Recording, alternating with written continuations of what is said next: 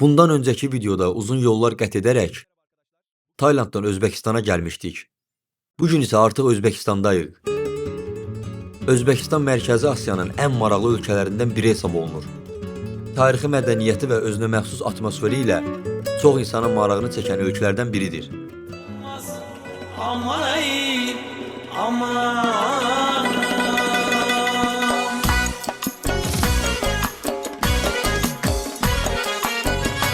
Mən də bu ölkəni öz gözlərimlə görmək, küçələrini hiss etmək və gündəlik həyatına biraz daha yaxından baxmaq istərdim.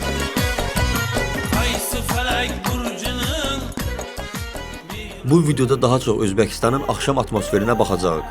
Küçələrdə gəzəcəyik, insanların axşam həyatını görəcəyik.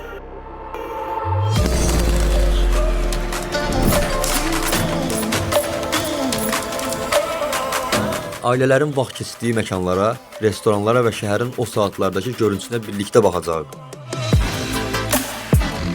Bəzən bir ölkəni tanımaq üçün sadəcə gəzmək, baxmaq və hiss etmək kifayət edir. Bu videoda da məqsədimiz elə budur. İnşallah ki video xoşunuza gələr. Hər birinizə xoş izləmələr. Salam əziz dostlarım, hər vaxtınız xeyirli olsun. Kanalıma xoş gəlmisiniz, yeni videoma xoş gəlmisiniz. Özbəkistandan mən sizi salamlayıram. Bek oteldə qalırıq. Bundan öncəki videonu izlədinizsə, bu otelə girişimizi bizim dünənləri, yəni bugün Tayland ölkəsindən Özbəkistana gəlmişdim. Hal-hazırda Özbəkistanda otelin qarşısında oturmuşuq və diqqətim bir şey çəkdi. Deməli bu qardaşlar çayı belə bir stəkanda içirmişlər. Siz siyah çay içmiyor musunuz? Siyah. Abi. Ha. Ama biraz yaşlı insanlar böyle çay. Ay maşallah. İşte. İlk defa ben böyle bir şey Böyle çay görüyorum. istediği için. Nəlbətçi olmur mu? Maşallah. Nəlbətçi Altına bir şey koyuyor musunuz böyle? Yok. Ha belə. Qaldığımız otel belə də dostlarım, biz bu otaqda qalırıq. Bu otelin günlüyü, bundan öncəki videoda demişdim, 35 dollardır. Otellar normaldılar, balkonu falan yoxdur. İstəsəz, kim istəsə, adı Bek oteldir. Aeroportdan bura hardasa 15 dəqiqəlik yoldur. Buradan da şəhər 15 dəqiqəlik yoldur. Zaten əziz dostlarım, aeroport belə deyək də şəhərin demək olar ki içindədir. Çox gözəl bir ünvandadır. Biz gəzməli yerlərin adlarını falan öyrəndik. İnşallah ki hardasa 10 dəqiqə sonra, 15 dəqiqə sonra və ya 5 dəqiqə sonra çıxıb oralara gedib göstərəcəyik sizə. Biz sadəcə çox yorğunuq. Həqiqətən də artıq belə tükənmə dərəcəsindəyik. Neçə gündə artıq durmadan gəzirik, yoruluruq həqiqətən, yorğunçuluq olur. Amma yenə də Özbəkistan bizə maraqlı gəldiyi üçün gedib bu günləri gəzib sizə göstərəcəyik.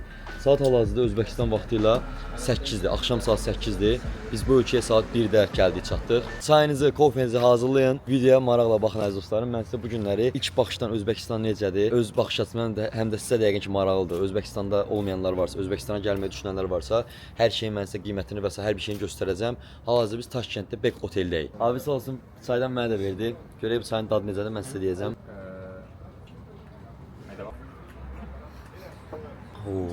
Vallahi süper. Abi çok güzel.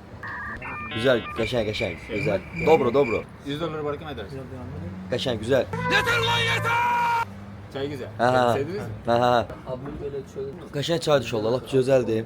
Qəribə bir dadı var. Yəni bizdə olmayan çaylara oxşuyur, amma çox gözəldir yəni. Özbəkistan çayı da içdim. Sağ olsun abi verdi. İndi oteldə resepsiyon işləyən qardaş dedi ki, zaten iş saatım bitir. Gəlin mənlə gedək də, yəni gəzməyə yerlər aparım sizi. İndi taksi gəldi, taksiyə minək. Gedirik. Arası keçmə.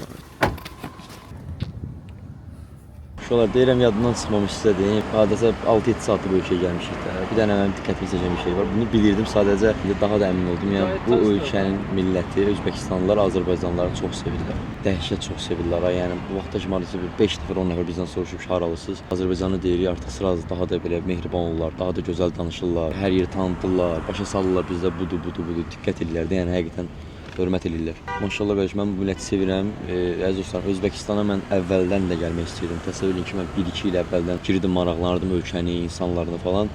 Amma qismət olmurdu. İndi şükür Allaha ki, gəldim, çatdım. İndi buranı mən sizə göstərəcəm, başa salacağım. Elə bir ki, mənlə yanbayan gəzirmişsiniz kimi bir hiss verəcəm mən videoda sizə. Burada biraz maşınların qiyməti bahadır. Bizə qardaş dediyinə görə, yəni burada maşınlar çox bahadır. Məsələn, deyir elə maşın var ki, Tacikistan ölkəsində 4000 dollardır, onu heç almırlar, bəyənmirlər, amma bizim ölkəmizdə o məsəl üçün 15000 dollardır, 10000 dollar, 12000 dollar belə bir şeydir. Gəzirik inşallah, gedib gəzməyinə görə biz mənə elə gəlir ki, buranın Targovusuna gedirik də, səhv eləmirəmsə, Targov kimi bir yerinə gedirik. Və burada da bir şey də var ki, eyni bizdə necədir, Targovun yanında İçəri şəhərin yanında bulvar, nə bilim, bu tərəfində 28 mayda Ağşəhər belə. Burada mənə elə gəlir ki, belədir, yəni sentrdə gəzməli yerlər hamısı yan bayandır, belə deyək də.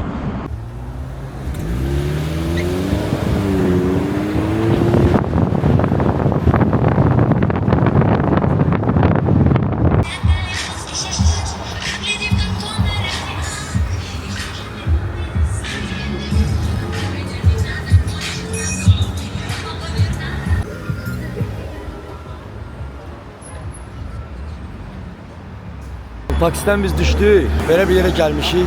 Şəhərin mərkəzi sayılır bura. Uşaqlar açığı deyim, şəhər mənə ilk baxışda biz necə bir his verdi. Şəhər qaynayır. Qapalı geyinən qadınlar çoxdur. Maşallah. Şəhər atmosferli deyil, belə deyə boş deyil, yəni örüvay deyil. Çox gözəl bir yerdə həqiqətən də. Çox əfsanə bir yerdir. İnşallah ki onun içə girəcəyik. Burada da qayda qanunlar var. Eyni Azərbaycan kimi də, yəni qayda qanunlu bir şəhərdir.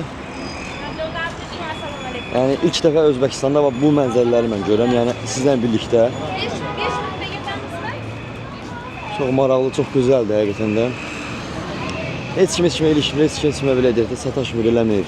Mən Instagrama story atıram əziz dostlarım. Mənim səhifələrimi izləyin ki, paylaşdığım videolardan anında xəbərdar olmaq üçün. Hər gəzdiyim şəhərlərə gedərkən, aeroportda və s. ölkəni dəyişəndə bütün məlumatları ilk öncə mən TikTok və Instagram səhifəmdə verirəm. Saat hal-hazırda 9-a qalıb 20 dəqiqə uşaqlar. Burada da açığı belə deyim də, Qara Qarayev, Əcəmi, xalqlar, neftçilərdə, orada kimi keçidlərdə məsəl üçün belə oyuncaqlar falan satılır.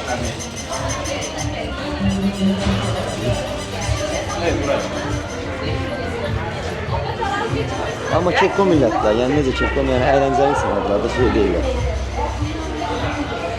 Görək bura nədir, burada nələr olur, nələr baş verir.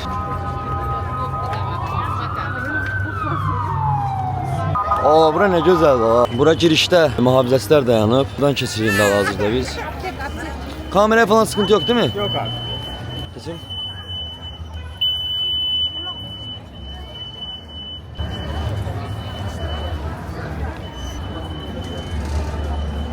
Yəni əziz dostlarım, ailənizlə falan gəlsəz bura, Mega City'yə gələ bilərsiniz. Ailənizi götürüb gələ bilərsiniz. Əsl bura ailə uşaqla gəlinəsi bir yerdir. Yəni dostlarınızla da gələ bilərsiniz. Biz 3 nəfərik. Bundan öncəki videoya baxdıqsa bizi oteldə qarşılayan qardaş dedi ki, mən də sizi aparım, gəzdirim bildiyiniz yerlərə. Və qardaşın yəni bizə gəlməyə çox xoş oldu bizə. Çünki belə deyək də, turist kimi gəzmək tamam başqa bir şeydir.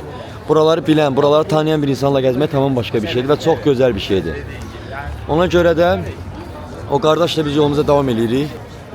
Çox gözəl yerlərdir. Yəni əziz dostlarım, siz necə indi görürsünüzsə, inanın mənə, mən də sizinlə birlikdə yəni bu hissləri yaşayıram da. Hər attığım addımda qarşılaşdığım fərqli bir mənzərəni sizlərlə birlikdə görürəm mən.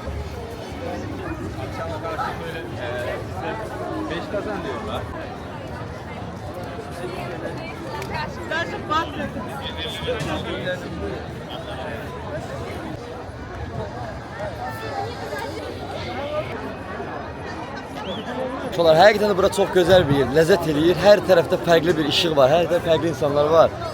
Sanırım bir dəqiqə şokdadır, az qala ağlayacaq sevinclə. Yəni bura gəlin də mütləq qardaş. Vallahi elə də böyük bir yəni pul çıxmır, açıq deyim. Azərbaycandan gediş-gəliş bileti tapsaz ucuz ki, yəni yeri gəlində onu da deyim, yəni şirkətdir. Fartor Travel mənim qohumumdur. Bütün ucuz uçuş biletlərini satır. Keçən səfər bir dənə bilet çıxmışdı satışa.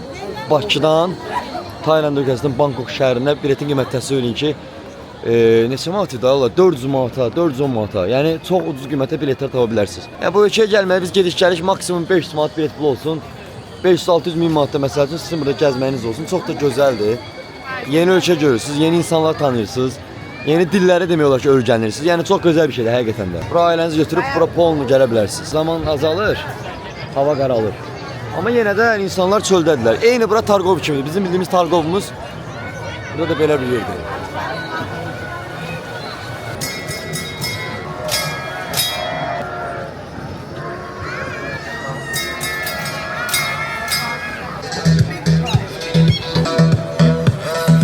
Yəni bildiyiniz əyləncə mərkəzidir. Bu millət mənə o qədər ləzzət elədi. Bilmirəm də, mənə çəkir də qardaş.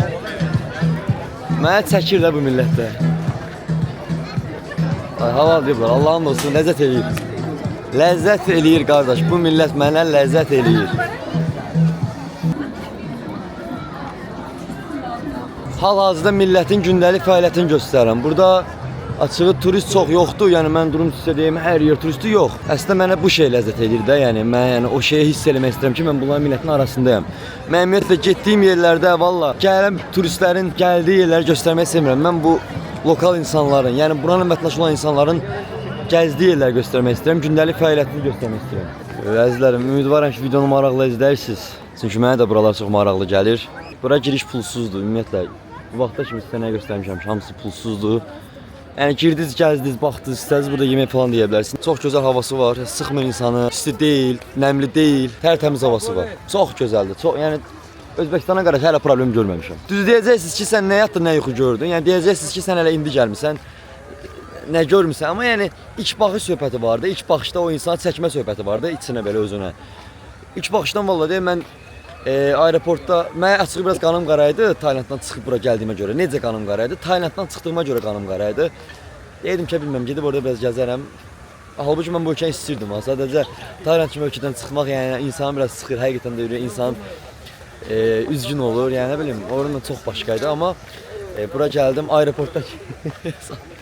aeroportdakı o taksinin bizə yaratdığı mehribançılıq, ondan sonra qardaş var ya, biz o otelə girəndə resepsiyon olan qardaşın mehribançılığı. Ya bu çox gözəldir yəni qardaş. Özünü yad hiss eləmirsən. Yəni deyirsən ki, Azərbaycanlıyam, sıra az görürsən ki, sənə qarşı dəyişirlər. Çox gözəl bir şeydir də. Allah mənim xalqımın canı sağ eləsin. Bu cürə hörmətə sahib olmağımızda kimin rolu varsa Allah onun canını sağ eləsin.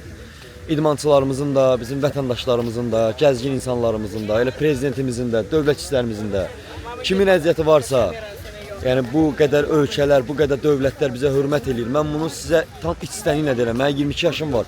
12 ölkədə olmuşam. YouTube-da bəlkə bir 100 ölkənin videosuna baxmışam. Mən orada yaxşı bilirəm ki, mən çox yaxşı bilirəm ki, Azərbaycanlılara necə yaxşı hörmət eləyirlər. O bu da məni çox xoşbəxt edir həqiqətən də. Allah kimin bu yolda bir əziyyəti varsa, kimin sayəsində bizə belə hörmət eləyirlərsə, Allah onların canını sağ eləsin. Çünki mən buraya 2 dəfə gəlmişəm. Bunlar mənə gördülər. Bunlar heç mənə hörmət eləməyiblərdir, amma bunlar mehriban danışırsa, deməli ki, kimsə biz bu hörməti qazanmışıq da, yəni nə vaxtsa hansı yaxşı Azərbaycanı görüblər. Deyirlər ki, Azərbaycanlılar nə yaxşı insan imiş. Öpürəm. Eşq olsun. Eşq olsun. Eşq olsun ha. Bəh, bəh, bəh, bəh. Gözəllik də bu ölkə. Allah bir gözəllikdir bu ölkə.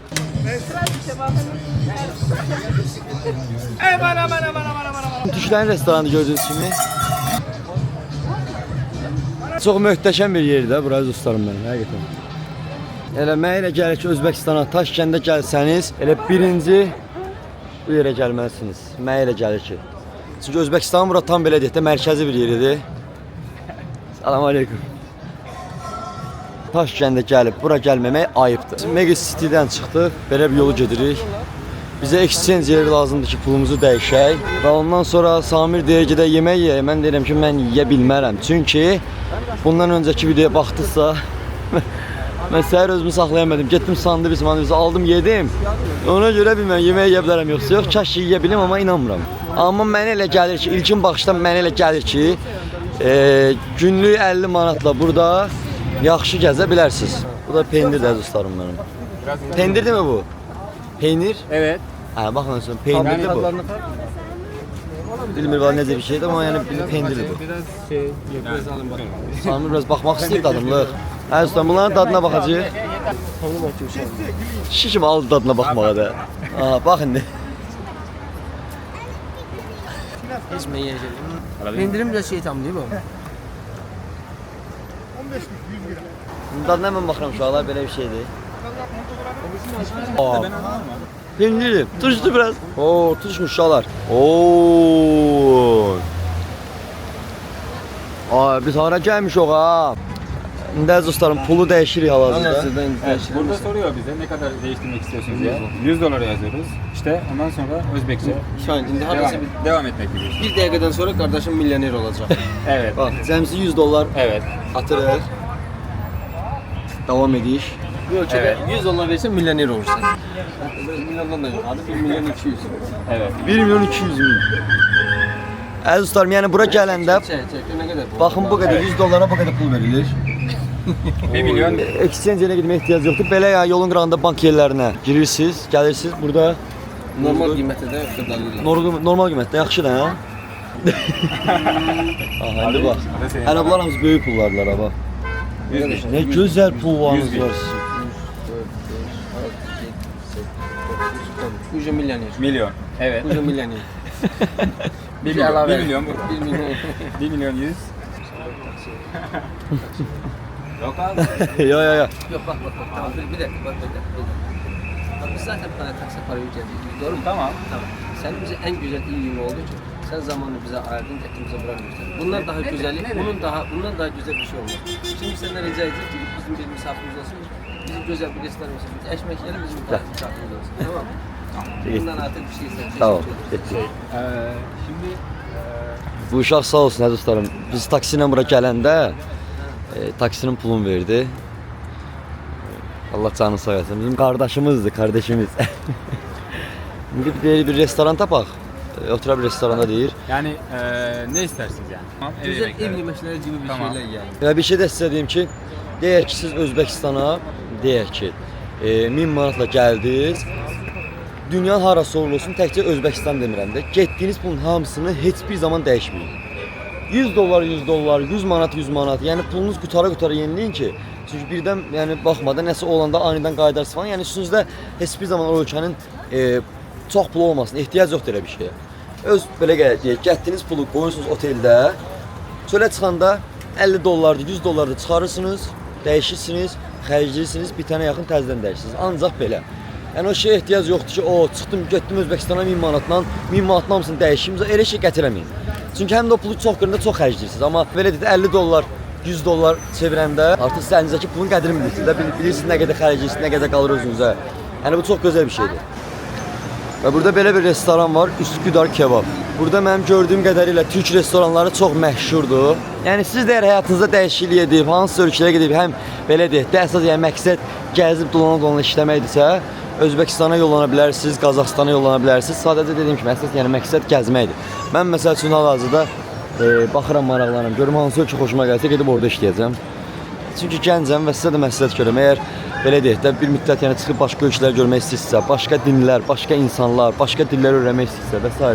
görmək istəyirsə, çıxıb fərqli ölkələrə gedib türk restoranlarında, Azərbaycan restoranlarında falan işləyə bilərsiniz. Burada sadəcə məqsəd Azərbaycanı dünyaya yaymaqdır, fərqli dillər öyrənməkdir, ölkəmizin insanlarının nə qədər gözəl olduğunu bütün dünyaya tanıtmaqdır. Mən həmişə bunun tərəfdarı olmuşam.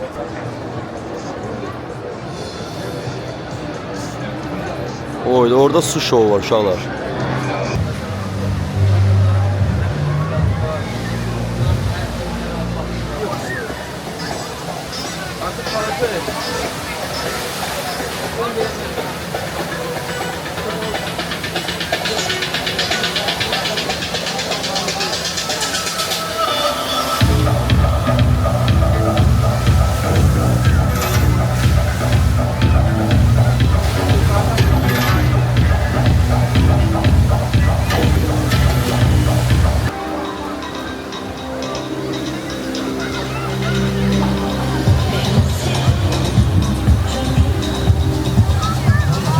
Əziz dostlarım, o qədər möhtəşəm bir hava var ki, yəni mənim danışmama ehtiyac yox, siz görürsünüz də. Həqiqətən də yəni buranın gecələri bir möhtəşəmdir. Belə deyək, yəni tərbiyəsiz gecə həyatı deyil də. O Taylandda qaldı. Burada hər kəs ailəsinə, uşağı ilə gəlir və belə gözəl mənzərəli yerdə yeməyini yeyir, gəzir, dolanır. Çox möhtəşəmdir. Yəni mən sizə tam əminliklə deyirəm. Yəni bura ailə uşaqla gəlinəsi elə, həqiqətən. Xalqı gözəldir, gəzməli yerləri çoxdur. Şəhər suyun əsli mənasında qaynayır və çox gözəl hava var, həqiqətən. Çox gözəl bir şeydir. Mən səhərdən çəkiliş edirəm, hələ bir nəfər də mənə deyim ki, məsəl üçün nəyə görə çəkiliş edirsən? Çünki çox ölkələrdə bir də görürsünüz, kimisə marketin, ümumiyyətlə şəhərdə çəkiliş eləyəndə çox insanların xoşuna getmir. Amma burada belə bir düşüncə yoxdur, çox gözəl bir şeydir. Yəni belə deyim də, axtardığınız hər şey burada var da, şəhər dostlarım mənim. Saat artıq 11 işləyib 10 dəqiqə, amma insanlar hər kəs çöldədir. Eyni Tarkov kimi. İnsanların qaynama baxımından eyni Tarkov kimi yerdə hər kəs yəni bura gəlir. Hər kəsin gəldiyi yerdir, mərkəz yerdir.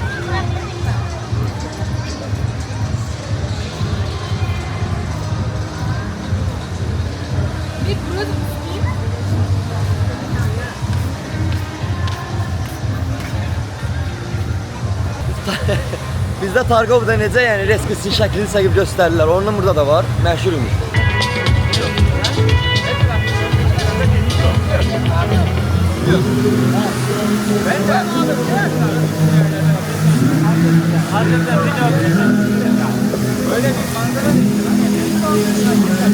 Taksi geldi. Burada da yeni Bolt kimi uşaqlar. Böyle bir restoran, bilmirəm bu Türk restoranıdır yoxsa nə restoranıdır.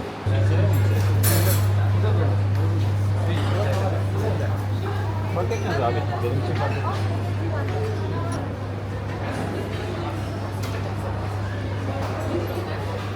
Selam.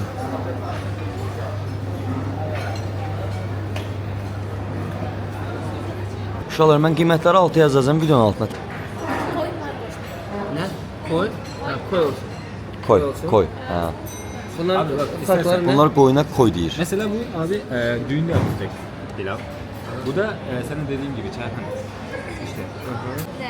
Yani bildirsin sen. Bildireydi de bildirsin. Ha, yok, Çok, bildirsin. çok şey oluyor abi. Ben Ne şimdi yumurtası oluyor? göstereceğim. Etlerin hepsi koy mu? Koy mu? Bak abi. Koy etlerin hepsi. Abi Badeye gele. bak bir.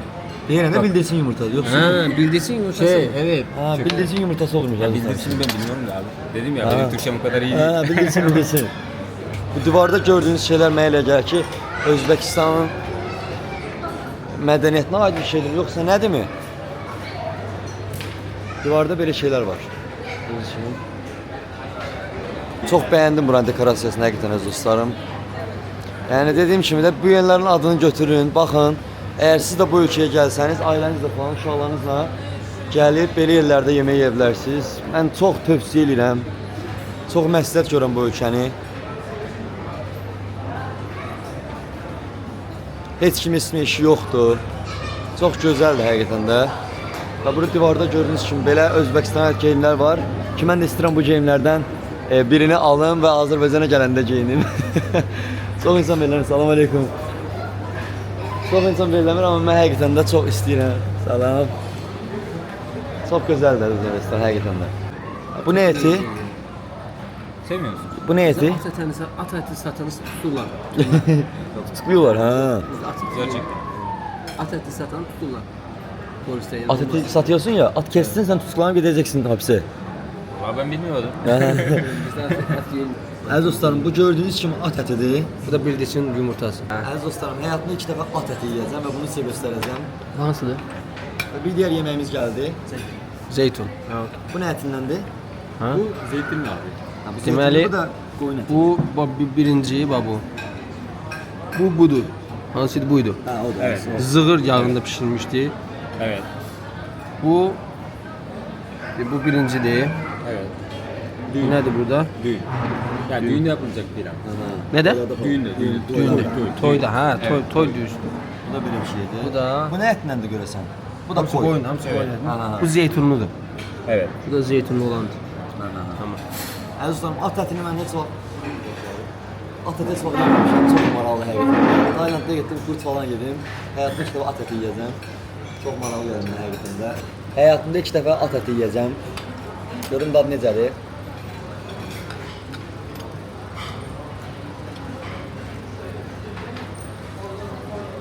Normal et gibi. Güzel. Aa, şimdi gözümün önüne at geliyor. Ay. Yani gözümün önüne at geldi. Düzdür yani ineğ etine falan oxşamır, qoyun etinə oxşamır. Biraz tamam başqa cürdür. Biraz şəkəri mi deyim sizə, duzu mu deyim sizə tamam başqa cürdür. Amma Şirindir. Sən biraz bax da. Normal at uşaqlar. Və bir də bildirçin yumurtası yeyəcəm. Çox xoşbəxtdir ki, Taylanddan sonra axır ki normal bir ölkəyə gəlib normal bir yemək yedik. Orada yeyəmirdik. Və bu arada videolar haqqında unutmuşsunuz.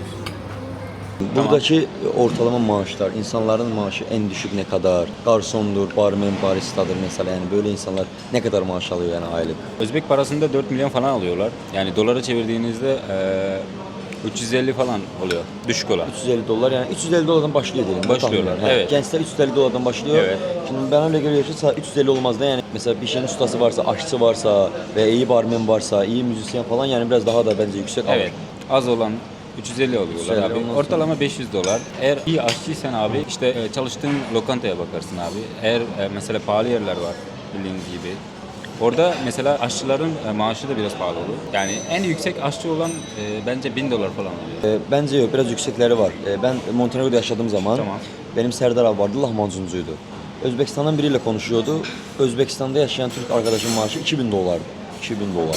Sadece lahmacun. Özbekistan'da mı çalışıyor? Ha, Özbekistan çalışıyordu. Özbekistan'da Var öyle veren yerler var. Çünkü biliyor musun şimdi? Orada VIP yerlerde falan. Ha. evet. İyi normal dediğim ama normal yani biraz üst seviye yerde çalışıyor. Diyordu ki benim burada maaşım 2000 dolar. Yani iyi alanlar da var yani burada. Elbet Evet, vardır. var. Ha, Bakü'de de öyle olduğu gibi. Peki burada sence iş kurmak yani nasıl bir şey? Senin yani düşüncenle de yani mesela diyelim izleyen arkadaşlardan birisi diyelim ki Gelip Özbekistan'da bir lokanta açmak istiyor. Sence kurtarabilir mi? İnsanlar yemeğe falan yiyorlar mı? Önem veriyorlar mı? İşte Türk mutfağına, Azerbaycan mutfağına işte aynı böyle işte yemeklere. Yoksa sence batar mı? İyi iş yapar mı? Nerede açabilirler falan işte. Turistler çok olduğu yerlerde bence yürür abi. Çünkü mesela şimdi Taşkent'teyiz abi. Taşkent'te her gün yani 24 saat abi istediğin yerde lokanta açık, yemek bulabilirsin abi. Yani müşteri her zaman var. Turist biraz az olduğu ya da Taşkent'te değil. Mesela biraz dışarıya çıkalım. Mesela Fargana, Andijan, Namangan işte başka yerler var. İşte oralarda olsa yani bence batar. Taşkent'te, Samarkand'da mesela Harazm ya da Bukhara'da olur abi. Vallahi olur. Mesela Azerbaycan'da 7/24 her şey açık. Türkiye'de öyle değil. Mesela Türkiye'de saat ondan sonra aptekler, Evet. eczane kapalı. Eczane. Ha. Ama Azerbaycan'da Bakü'de sen karnını ağrı tutsun mesela diyelim. Sen her zaman bulabilirsin aptek falan. Markete gidebilirsin. Burada da öyle bir şey mi yani? Burada insanlar 7/24 yani böyle Evet, 7/24 çalışan eczaneler var. Kapalı olanlar da var. Yani istiyorsan abi telefonda uygulamalar var abi.